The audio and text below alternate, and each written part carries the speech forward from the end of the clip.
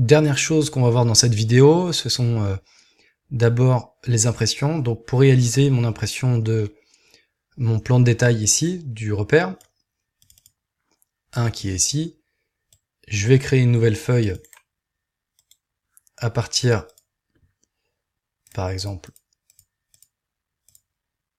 d'un cartouche métrique en A3.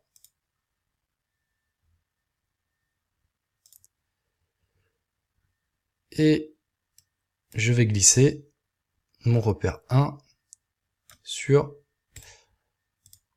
la feuille directement.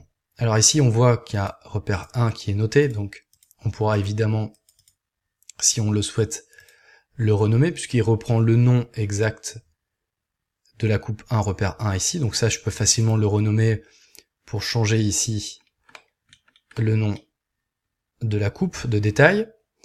Si on retourne sur la coupe 1, repère 1, sur la coupe directement, eh bien on voit que maintenant, c'est inscrit déjà le numéro du repère, et puis la feuille qui correspond aussi.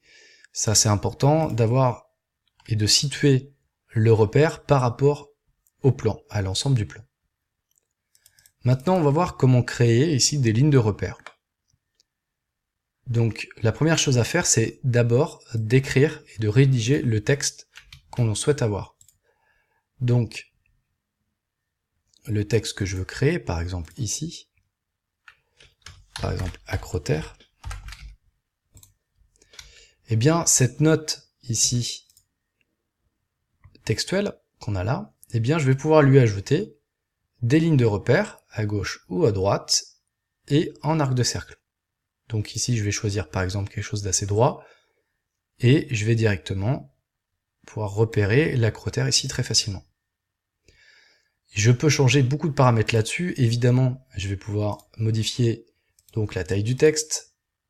Si je vais dans modifier type, je vais aussi modifier la couleur, la transparence, la police.